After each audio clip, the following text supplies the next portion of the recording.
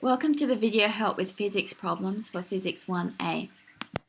This video is going to cover homework set 3 part 2, which is the problems under the heading Rotational Kinematics. So for 1121 students, this is questions 6 to 8, and for 1131 students, this is questions 8 to 12. This is problem 6 for 1121 or 8 for 1131. Now, we're told that the Earth, which is rotating, has tidal forces acting on it, and this causes the period of rotation to increase by 2.5 times 10 to the minus 8 seconds per day. Okay, so let's write this down. The change, D represents change in the period with time, is equal to 2.5 times 10 to the minus 8 seconds per day. Now, these aren't very useful units. The per day is not good. So let's get this, how much is the period changing per second? So this is equal to 2.5 times 10 to the minus 8 seconds. And then to convert it from per day to per second, we'll have to divide it by the number of hours in the day, the number of minutes in an hour, and the number of seconds in a minute. So this will give us seconds per second instead of per day, and this is equal to 2.89 times 10 to the minus 13 when we do that on the calculator. Now, part A of the question asks us, what is the angular acceleration? Well, we know that the angular speed, omega, is equal to 2 pi over t. And we also know that alpha, the angular acceleration, is equal to d omega dt, the derivative of omega with time. So we can use the chain rule. This is d omega dt, where t is the period, dt dt, t is the period, t is an increment of time. And so doing this, d omega dt, taking the derivative of this, we get minus 2 pi over t squared. Because remember, this is just 2 pi t to the minus 1, so we bring the minus 1 out the front, make it minus 2, which makes a t squared on the bottom, and we keep our constant. And then this is times dt dt. Now we do have a value for the rate of change of the period just here. So now we just need to substitute everything in, and this will be in radians per second per second. Okay, so substituting in. Before we can substitute in the period, we should actually calculate it. We know that the period for Earth's orbit is 24 hours. So it's 24 hours times 60 times 60 seconds. Solving this on the calculator, we get 86,400 seconds. Okay, now we're ready to substitute everything in. So this is minus 2 pi over 86,400 squared times 2.89 times 10 to the minus 13. Solving that on the calculator, we get minus 2.43 times 10 to the minus 22 radians per second per second. And then we should give everything to two significant figures, as this was two significant figures. So this is minus 2.4 times 10 to the minus 22 radians per second per second. Okay, part B, what would be the Earth's period be in a billion years' time, assuming that alpha remains constant? Let's make ourselves some room here. We know that the rate of change of the period is equal to 2.89 times 10 to the minus 13 times the length of time that we're considering. So all we need to do is substitute in here the length of time. This time it's not a little increment of time, it's a very big one. It's 10 to the 9 years. So this is, we need it in seconds, so it's 2.89 times 10 to the minus 13. Well, if we put it in seconds, then our dt will be in seconds. So let's do it in seconds for now and see if that works out well for us. So it's 10 to the 9 years, which is times 365 gets it into days, times 24 gets it into hours, into minutes, and into seconds. So entering all this on the calculator, we get 9,113 seconds. It's a lot of seconds. So if we divide it by 60, we get it back into minutes, and then divide it by 60 again to get it into hours, we end up with 2.5 hours. So that's the change in the period over 10 to the 9 years. But what the question actually asked us for is what would be Earth's period. So the period is equal to the initial period plus the change in the period. So the initial period is the 24 hours, plus we've got the change in the period, which is 2.5. So this gives us 26.5 hours is the period of the Earth's orbit in 10 to the 9 years. So a very long way into the future. This is problem 7 for 1121 or 9 for 1131. Okay, we're assuming that the Earth is a sphere with uniform density throughout it. Okay, so sphere, it's got some radius and it's rotating. Part A asks us, what is the rotational kinetic energy? Okay, so the kinetic energy due to rotation, the formula for that is a half I omega squared.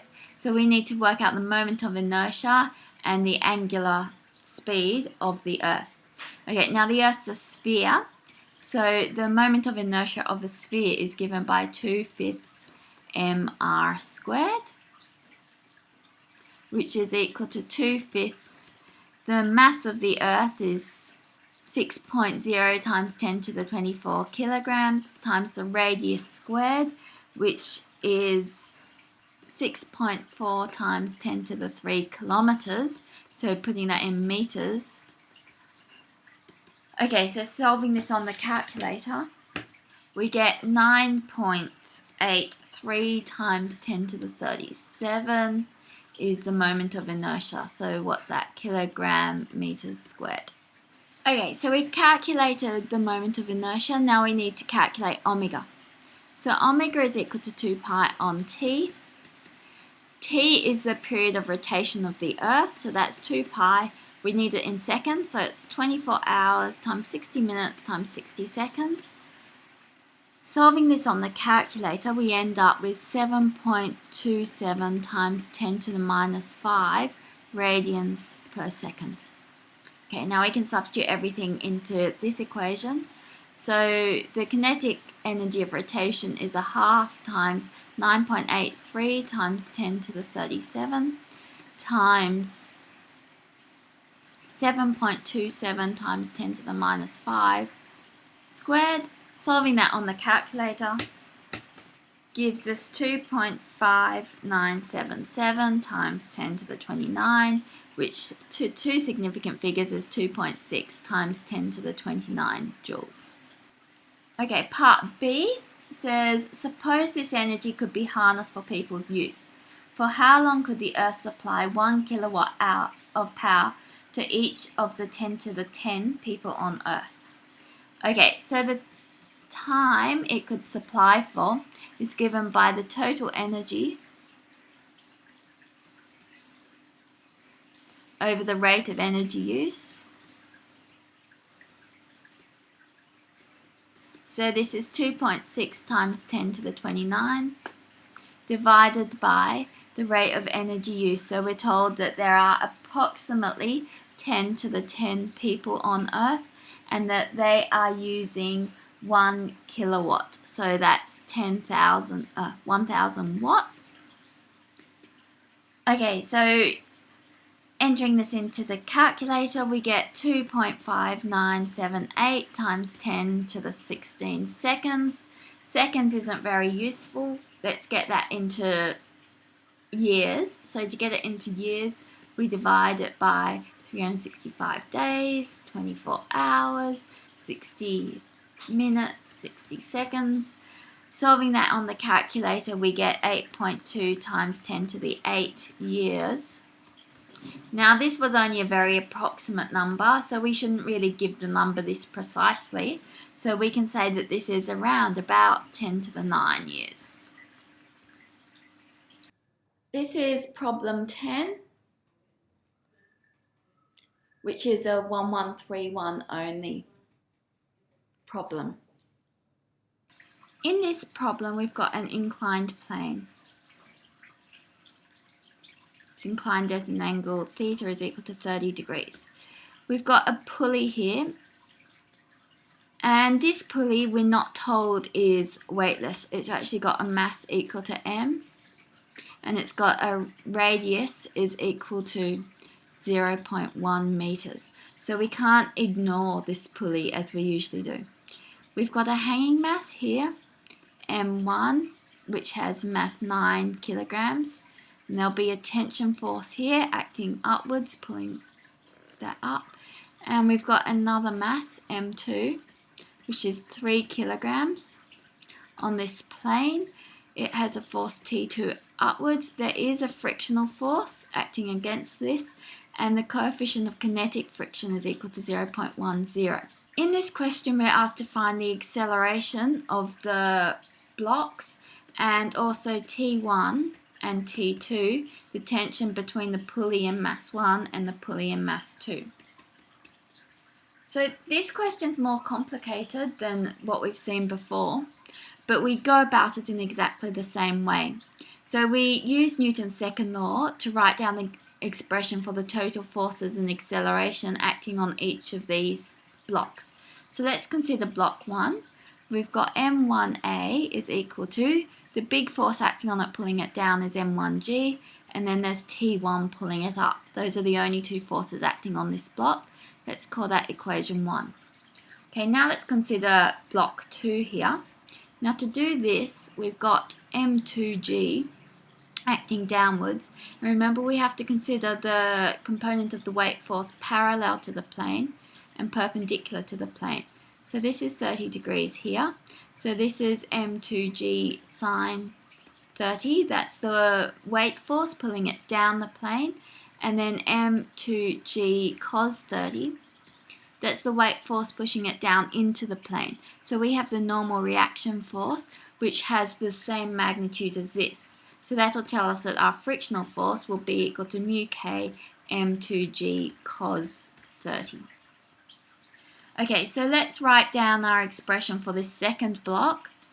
The total forces acting on block 2 are, we've got T2, which is the biggest force, pulling it up the plane. Then we've got the friction force pulling it down, which we said was given by mu k m2g cos 30. And then we've got the weight force also pulling it down the plane, which is this minus m2g sine 30. Now we've got two equations there, but three unknowns. We don't know A, we don't know T1, and we don't know T2. So we need another equation as well. We can write an equation for this pulley here. Torque is given by R cross F, and it's also equal to I alpha. So for this pulley, the distance from the pivot point is just the radius. The force is got T1 acting in this direction and T2 acting in this direction. So the force is the difference between those. We've got T1 minus T2. And the moment of inertia for a disk, which is what a pulley is given by a half mr squared. And alpha can be written as the acceleration over radius. So the angular acceleration is equal to the linear acceleration of the radius. So let's substitute in here. We have r T1 minus T2 is equal to a half mr squared times a over r.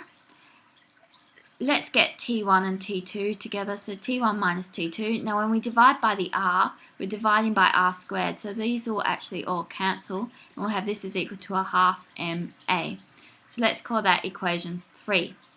Okay, so now we've got three simultaneous equations and three unknowns. So we can solve these to work out A, T1 and T2.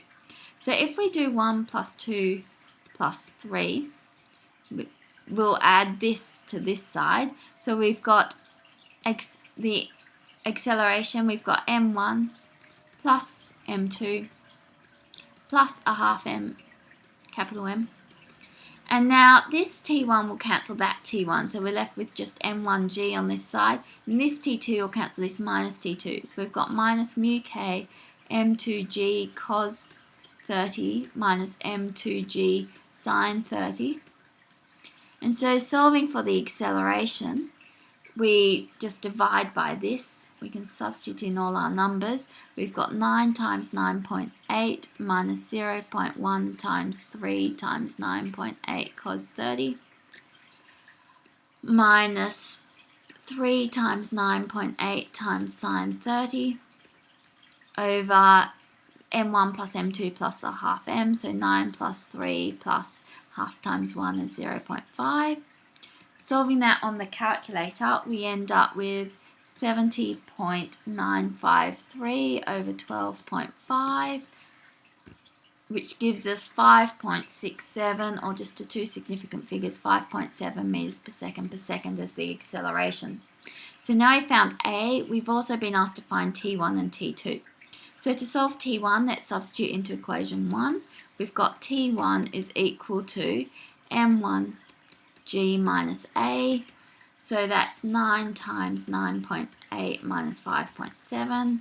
Solving that on the calculator, we end up with 37 newtons. Okay, to solve T2, it's easiest to use equation 3. So T2 is equal to T1 minus a half MA. T1's 37, M is 1, and A is 5.7. So substituting that into the calculator, we end up with 34 newtons. So that's the answer to this problem.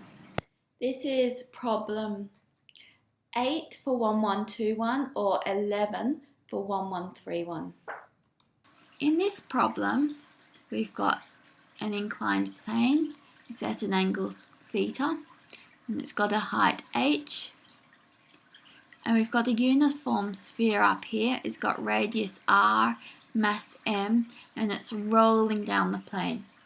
As it's rolling, if we need to consider friction, we'll be using mu s rather than mu k. And we're told that at some point as it's traveling down the plane, it's got the velocity of its center of mass is given by v. Okay, part A for this question asks us to derive an expression for the total kinetic energy. Now, the total kinetic energy in this case comes about from two parts: the rotational kinetic energy and the translational kinetic energy.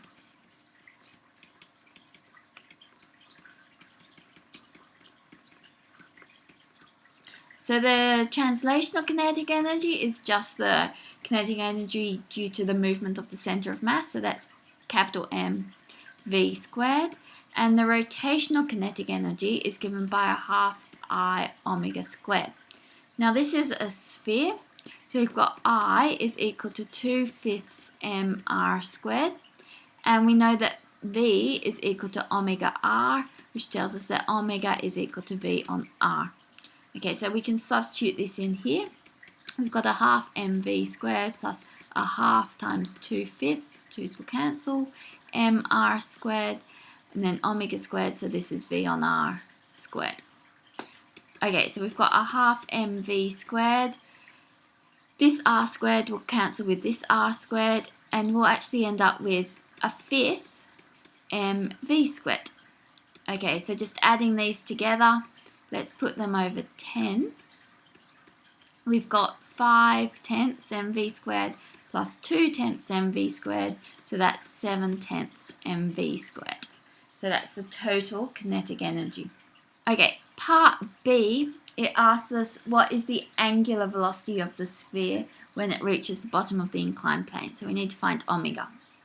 Okay, well, if we find V, then we can find omega. So at the bottom of the inclined plane, all the gravitational potential energy it had up here has been converted into kinetic energy. And so we have mgh is equal to 7/10 mv squared. cancel the m's, and we end up with v squared is equal to 10 over 7 times gh. What we're asked for is this angular velocity, so we'll need to find v. So v is equal to root 10 on 7 gh, and so omega is equal to root 10 on 7 gh over r.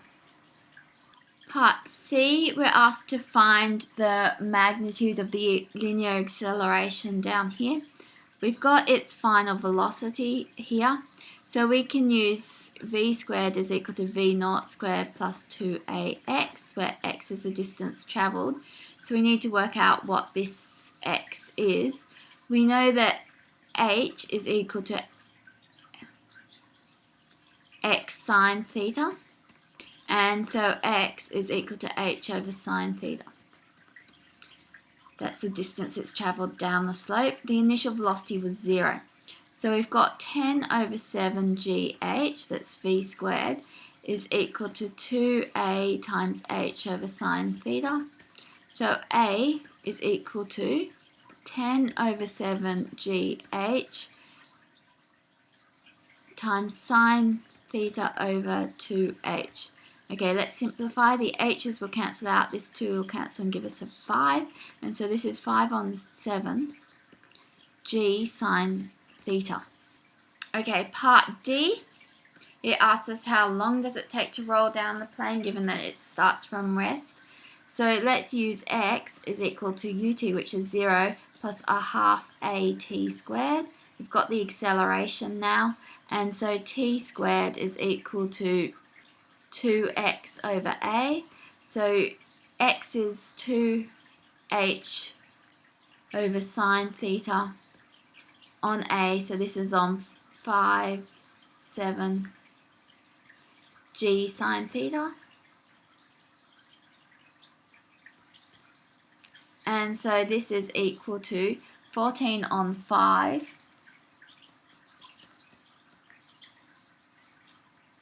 h over g sine squared theta is equal to t squared. So t is equal to the square root of that.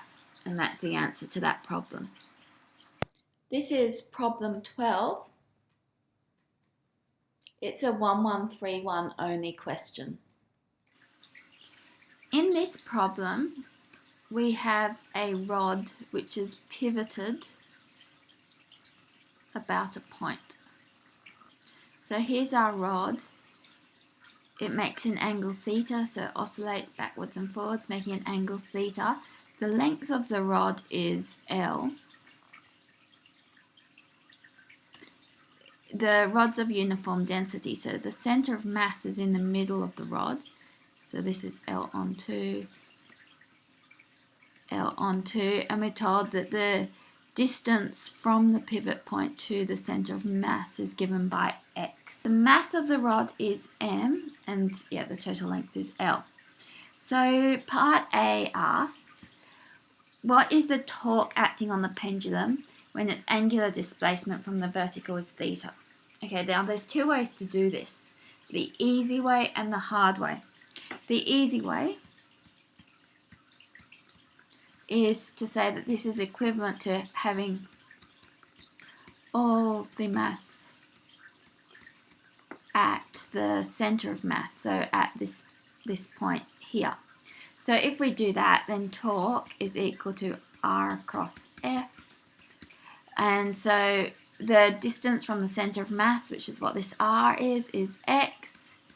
F, we've got all the mass concentrated here, so the force there is mg, and then because of the cross product, the angle between R and F, theta, so we end up with sine theta. Okay, so that's the easy way. The hard way is to consider each little component of mass on this rod. So let's break this rod up into little components with length dl and mass dm is equal to the mass density, which is the total mass over the length, times the length of that increment. So let's define little l as the distance from the pivot point.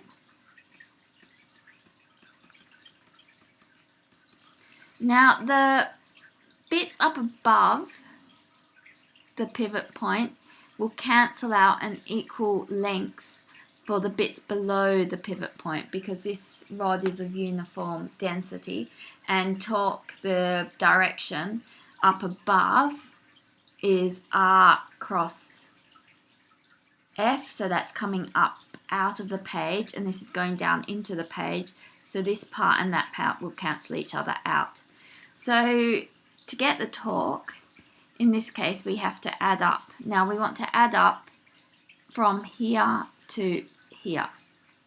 So L is the distance from this point here. So this distance is L on 2 minus x, and as you can see, the distance from here to here is given by L on 2 plus x. So this is L on 2 plus x. So we're adding up from L on 2 minus x to L on 2 plus x. So that's everything in this region here. Now the distance of each of these little increments of mass from the pivot point is given by L. That's how we defined it. The force on each of those increments is given by M on L G dl,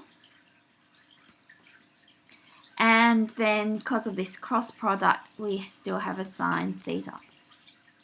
Okay, so now we have to do this integral, so we can pull all the constants out the front. We've got M on L G, and now when we do the integral it's L dl, so that's L squared on 2 from L on 2 plus x to L on 2 minus x, and then we've got our sine theta, which could go out the front here. Okay, so let's write this as M over 2L G sine theta. And now putting this into here, we've got L on 2 plus x all squared, so that's L squared on 4 plus Lx plus x squared, and then we have to subtract off this, so that's minus L squared on 4, and then minus minus, so that's plus L on x, and then minus x squared is x squared, so minus that, that's minus x squared. Okay, so this cancels that, that cancels that, and we end up with mg sine theta on 2L times 2Lx. 2's cancel, L's cancel, and we end up with mg x sine theta, which is the same as up here, but it took a lot more working to get there. Okay, now we're on to part B. We need some more space, but we've got this same diagram that we're considering here with the center of mass at distance x from the pivot point, and this having total length L. Okay, so part B says show that the rotational inertia is given by this expression. Okay, so to do this we're going to have to use the central axis theorem, which tells us that I is equal to the moment of inertia about the center of mass plus md squared, where d is given as the distance between pivot and the center of mass. So in our case this is x. That's how we defined x. So this term will just be mx squared. So let's work out what the moment of inertia is about the center of mass. So we've got a rod here. The center of mass is right in the middle. So this is minus L on 2, 0, L on 2. I is equal to r squared dm. Now each little increment here has mass dm, which is equal to m over L times dl, the length of the increment. Okay, so let's calculate the moment of inertia. To do that we're going to need to add up all the increments along the rod. So we've got from minus L on 2 to L on 2, r squared, so that's L squared, L is the distance from the centre of mass, times dm, which is m over L dl. Okay, so this is m over L out the front. Now when we integrate, we've got L squared dl, so that's L cubed on 3 from L on 2 to minus L on 2. So this is equal to m over 3L, we're pulling this 3 out the front. Then this is L cubed over 8 minus, so that's plus L cubed over 8. Okay, so this in here is L cubed on 4. So this is m over 3L, L cubed on 4. This will cancel and we'll end up with ml squared over 12. Okay, so that's the I centre of mass. So now I can substitute everything in here and we have I is equal to ml squared on 12 plus mx squared. Part C. In this part, we're asked to assume that theta is small and to derive an expression for the period in terms of x and L. So at the beginning, we derived an expression for the torque. We got torque is equal to mgx sine theta, and that torque was directed into the page, so let's give it a negative sign. Now we're making the small angle approximation, so sine theta is approximately theta, so the torque is approximately mgx theta. Now Newton's second law for rotation tells us that the torque is also equal to the moment of inertia times alpha, and we derived an expression for the moment of inertia in part B. So alpha is equal to minus mgx theta over I, where I is given by mx squared plus L squared over 12. Okay, cancel the m's and we have alpha is equal to minus gx theta over x squared plus L squared over 12. Okay, now we need to be a bit tricky to get this into a form for t. What we need to do is realize that this is a pendulum, so it's undergoing simple harmonic motion. So theta, the angle, is going to have the form theta naught is equal to sine omega t plus phi, the phase constant. D theta dt is then equal to minus theta naught omega cos omega t plus phi, just taking the derivative of this, that's omega. And alpha is equal to d squared theta dt squared, which is equal to minus theta naught omega squared sine omega t plus phi, which is equal to minus omega squared times theta, because this thing here with the theta naught is a theta.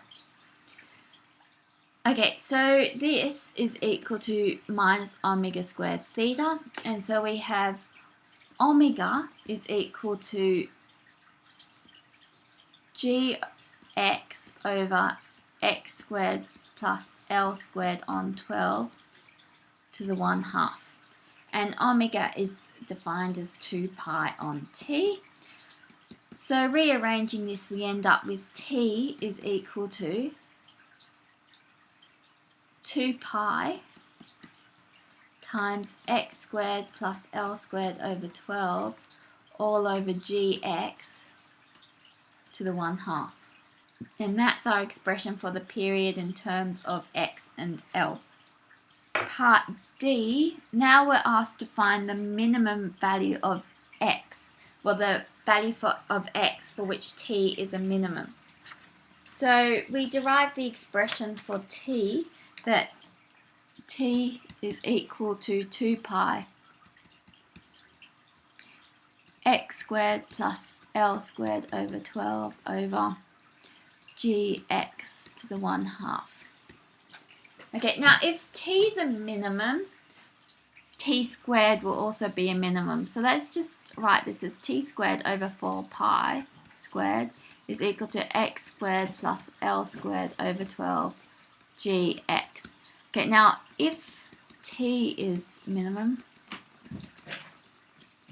t squared over 4 pi squared will also be a minimum. And this is a much simpler expression to find the minimum of. So dt squared over 4 pi squared dx. We want to find the minimum with respect to x, so we need to differentiate it. Okay, this is, let's just rewrite this. This is x on g plus L squared over 12gx.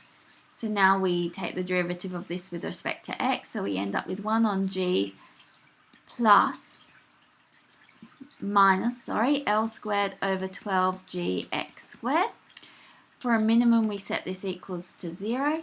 So those g's will actually cancel out, and we'll have 1 is equal to L squared over 12x squared, giving us x squared is equal to L squared on 12, or x is equal to L over root 12. So we've found our minimum x there. Okay, part E says L is equal to 1.0 meters, and you need to find the minimum period t and the minimum value of x. Okay, so the minimum value of x is given by this. So x is equal to 1 on root 12. Solving that on the calculator, we end up with 0.2886, which is equal to 0.29 meters to two significant figures.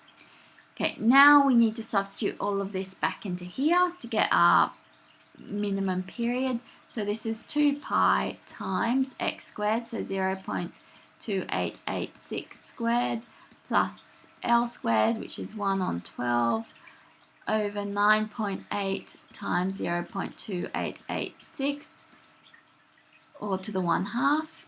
Enter that into the calculator, and we end up with 1.53, which is equal to 1.5 seconds to two significant figures. So that's the end of this question.